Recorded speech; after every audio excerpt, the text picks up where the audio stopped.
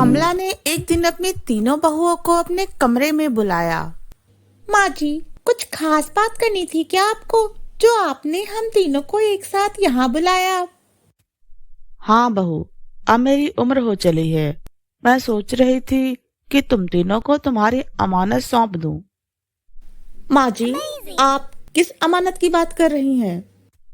मेरे पास जो जेवर पड़े हुए हैं वो तुम तीनों को दे दूं, ताकि तुम लोग कहीं भी शादी ब्याह में जाओ तो उन्हें पहन सको। अरे वाह सासू माँ, आपके पास तो बहुत सुंदर सुंदर जेवर हैं पहनने के लिए। आप पहले ही हमें दे देती तो हम अब तक 8 से 10 बार उन्हें पहन भी चुके होते। तो अब पहन लेना बहू, अभी कौन सी देर हो गई है, अभी भी तो तुम जवान हो। ये लो बहू, ये तुम तीनों के लिए है। तीनों बहुएं अपने लिए सुंदर सुंदर गहने पाकर बहुत खुश हो जाती हैं। हाय सासू माँ, ये जेवर तो बहुत ही ज्यादा सुंदर है और इन्हें पहनकर हम तीनों तो बहुत ज्यादा खूबसूरत लगेंगी और हमारा रुतबा देखो कितना बढ़ जाएगा। इनमें से कोई भी जेवर 10 तोले से कम का नहीं है, इसलिए तुम लोग इन्हें बहुत अच्छे से संभाल कर रखना। जी सासू माँ, आप फिक्र मत कीजिए, हम तीनों इन्हें अपनी जान से भी ज्यादा संभाल कर रखेंगी। तभी बड़ी बहू की नजर एक ऐसे डब्बे पर पड़ती है जो बाकी डब्बों से दूर रखा होता है। सासू माँ, वो उस वाले डब्बे में क्या है जो अभी तक आपने हमें खोलकर ही नहीं दिखाया? अरे ये डब्बा, ये तो मेरी सास ने मुझे दिया था। इसमें खानदानी पुश्तैनी कंगन है जो घर की सबसे समझदार बहू को ही मिलेगा। तब तो ये कंगन बहुत ही महंगा और सुंदर होगा, है ना सासू माँ? है तो बहुत ही सुंदर। क्या तुम लोग भी इसे देखना चाहती हो? जी सासू माँ, बिल्कुल। हम तीनों का भी बड़ा मन है कि हम इस डब्बे में रखे हुए उस कंगन को देखें कि ये कैसा लगता है। रुको, मैं अभी तुम्हें डब्बा खोल कर दिखाती हूँ। कमला अपनी सासू माँ का दिया गया पुश्तैनी कंगन वाला डब्बा खोलती है, जिसे देखते ही तीनों बहुओं की नजर उस डब्बे से हटती ही नहीं, क्योंकि वो कंगन उनकी सोच से भी ज्यादा महंगा और खूबसूरत था। उन्हें अपने हाथों में पकड़े हुए जेवर उस कंगन की चमक के आगे फीके लगने लगते हैं। हाय, ये कितना सुंदर कंगन है! ऐसा कंगन तो मैंने अपनी जिंदगी में कभी नहीं देखा। और इस कंगन का डिजाइन तो देखो, कितना अनोखा और अद्भुत है। जो इस कंगन को एक बार पहन ले तो उसके ऊपर से तो नजर ही ना हटे। अब तुम तीनों मेरी बात ध्यान से सुनना।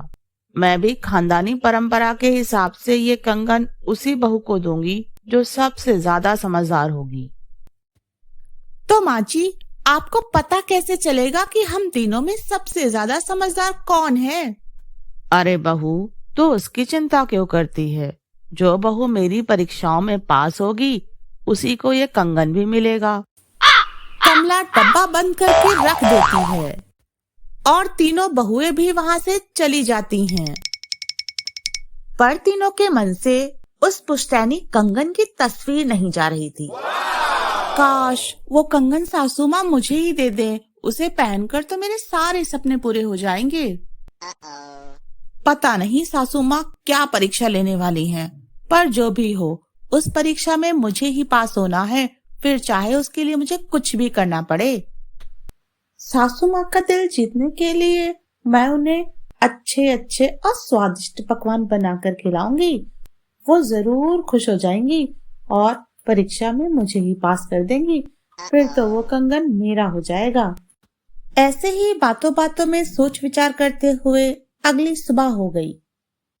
सास कमला जब कमरे में आई तो देखी तीनों बहुएं समय से पहले ही उठ गई हैं और कमरा तो मानो जैसे शीशे की तरह चमक रहा था, जिसमें धूल मिट्टी का कहीं नामो निशान तक नहीं था। अरे वाह, क्या बात है! आज तो सब कुछ बदला बदला सा लग रहा है। और इतनी जल्दी तुम लोग उठ भी गई और पूरे घर की साफ सफाई भी कर ली। चलो ठीक है, अब तुम तीनों जल्दी से किचन में जाकर हेल्दी सा नाश्ता बना लो। तीनों बहुएं किचन में जाकर फटाफट से नाश्ता बनाने लगी और 10 मिनट में ही नाश्ता बनाकर सासू माँ के सामने ले आई। बड़ी बहू, सबसे पहले चलो तुम बताओ, तुमने नाश्ते में क्या बनाया है? माँ जी, मैंने तो सैंडविच बनाया है। मुझे सैंडविच बहुत पसंद है और मेरे हाथ का बना हुआ सैंडविच ना सभी लोग उंगलियां चाट चाट के खाते हैं और ये बहुत ही टेस्टी लगता है। मीरा, तुम बताओ, तुमने नाश्ते में ऐसा क्या बनाया है जो बहुत ही हेल्दी है? माँ जी, मैंने तो मैगी बनाई है। बहुत टेस्टी बनती है मैगी। सैंडविच इतना अच्छा नहीं लगता। मेरी मैगी खा के देखिए, आपको सच में बहुत अच्छा लगेगा और बच्चे भी बहुत अच्छे से खाते हैं। मैं तो अपने बच्चे के टिफिन में रोज इसे पैक करके देती हूँ। हाँ। और छोटी बहू, तुम बताओ, तुमने ऐसा क्या नाश्ते में बनाया है जो हमारे लिए बहुत ही हेल्दी है? माँ जी, मैंने तो मूंग दाल को पीसकर उसमें सारी हरी सब्जियां मिक्स करके चीला बनाया है। मुझे लगता है कि ये सबसे ज्यादा हेल्दी है हमारे शरीर के लिए। मूंग दाल से पेट में भारीपन भी नहीं होता है और उसमें हाई प्रोटीन भी होता है और हरी सब्जियों में सारे विटामिन होते हैं जिससे हमारी बॉडी हेल्दी रह सके। ठीक है, अब ये लो 50 रुपए और बाजार जाकर ताजी सब्जियां खरीद लाओ। और हाँ, आधे घंटे में ही घर वापस भी आना है। अब तीनों बहुएं बाजार से सब्जियां खरीदने के लिए निकल पड़ी। अरे भैया, ये लो 50 रुपए और आपके ठेले पर जो भी ताजी सब्जियां हैं ना, उन्हें जल्दी से पैक कर दो। मुझे लगता है मॉल की सब्जियां सबसे ज्यादा ताजी और अच्छी होती हैं और यहाँ मुझे भाव पूछने की भी जरूरत नहीं पड़ेगी। तो चलो, मैं सारी सब्जियां मॉल से ही खरीद लेती हूँ। मीरा मॉल से ही सारी सब्जियां पैक करवा लेती है और पेमेंट अपने फोन से कर देती है। उसे लगा था कि उसकी सास को तो कुछ पता ही नहीं चलेगा। उधर छोटी बहू एक साधारण से ठेले वाले के पास जाकर अच्छे से देखकर और पूछकर ही सब्जियां लेती है। बड़ी बहू और मीरा सब्जियों के साथ समय से घर पहुंच जाती हैं और छोटी बहू को घर वापस आने में थोड़ी देर लग जाती है। अरे बड़ी बहू, तुम्हारी आधी सब्जियां तो खराब लग रही हैं। सब्जियां लेते समय क्या देखा था तुमने? माँ जी, मुझे सब्जियां खरीदना नहीं आता है। आज पहली बार मैंने सब्जियां खरीदी हैं। माँ जी, मैंने तो सब्जी वाले भैया को पहले ही पैसे देकर कह दिया था कि सब्जियां ताजी ही पैक करना, पर पता नहीं उन्होंने खराब सब्जियां क्यों पैक कर दी। मीरा, तुम ये सारी सब्जियां मॉल से लेकर आई हो और वो भी 50 रुपए में? अरे इतनी सारी सब्जियां, वो भी 50 रुपए में, मॉल से मिल ही नहीं सकती हैं। अब मीरा को समझते हुए देर नहीं लगी कि उसकी सासू माँ सब कुछ समझ चुकी हैं। छोटी बहू, सब्जियां तो तुम लेकर आई हो, लेकिन सब्जियों के साथ साथ तुम्हें समय का भी ध्यान रखना चाहिए था। तुमने घर वापस आने में देरी कर दी। अभी सास बात ही कर रही थी कि अचानक से दरवाजे के बाहर से आवाज आई। अरे माताजी, कुछ खाने को है, बहुत भूख लगी है, मेरा बच्चा भूखा है। तू सुखी रहे, तेरा परिवार सुखी रहे। अरे कौन है बाहर? भागो यहाँ से, मुंह उठाकर चले आते हैं मांगने के लिए। कोई दूसरा घर देखो जाके, यहाँ से तुम्हें कुछ नहीं मिलेगा, भिखारी कहीं के।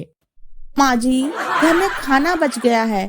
आप कहें तो वो खाना मैं उस भिखारी को दे दूं, क्योंकि बाहर फेंकने से अच्छा है कि उस खाने से किसी भूखे का पेट भर जाए। हाँ हाँ बहू, मैं नेक काम करने के लिए कभी भी तुझे मना नहीं करूंगी। इस तरह से छोटी बहू बचा हुआ खाना बाहर देने चली जाती है। माँ जी, मैं तो घर का राशन बचाने की सोचती हूँ, पर ये छोटी बहू तो बजट बिगाड़ने पर तुली हुई है। हाँ हाँ माँ जी, मैं भी दिन रात घर के बजट के बारे में ही सोचती रहती हूँ, इसीलिए तो मैंने अब तक किसी को अन्न का एक दाना भी नहीं दिया है। बहू, भूखे को खाना खिलाना और जरूरत के समय किसी की मदद करना तो सबसे बड़े पुण्य का काम है। और पुण्य का फल हमेशा शहद की तरह मीठा ही होता है, ना कि नीम की तरह कड़वा। इतना कहकर सास कमला कंगन वाला डब्बा ले आती है। कंगन की असली हकदार छोटी बहू है, इसलिए मैं ये अमानत छोटी बहू को सौंपती हूँ। इस तरह से कंगन को उसका असली हकदार मिल जाता है।